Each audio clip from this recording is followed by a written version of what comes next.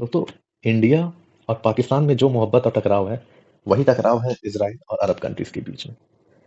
शुरुआत होती है 1948 में।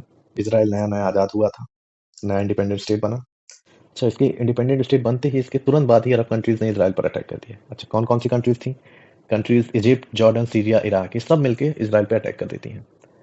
इसे अरब इजराइल वॉर के नाम से जाना जाता है। वॉर स्टार्ट हुई, एंड क्या होना था, इजराइल ने अपनी इंडिपेंडेंस डिफेंड कर ली और टेरिटरी भी एक्सपेंड कर ली। फिर दौर चलता है, 1956 का दौर आता है। फिर एक क्राइसिस आती है, सुएज क्राइसिस। सुएज क्राइसिस में क्या होता है, कैनाल थी, सुएज में कैनाल है, जिसको 1956 में इजिप्ट के प्रेसिडेंट गमाल अब्देल नसीर ने कब्जा कर लिया, नेशनलाइज कर लिया।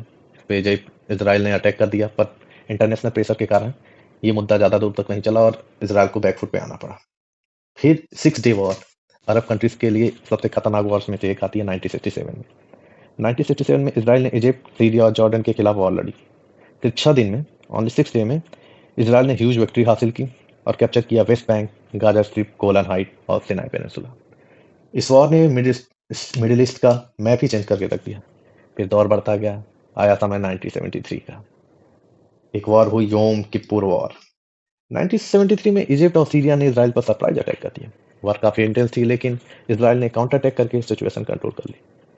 आगे सिचुएशन बढ़ती रही। फिर एक अब का दौर आता है, मॉडर्न कॉन्फ्लिक्ट, जिसमें हमास, हिजबुल्लाह, ईरान के अगेंस्ट कंटिन्यू कॉन्फ्लिक्ट चलते रहते हैं। अभी भी चल रहा है, जो कि ईरान इजराइल वॉर चल रहा है।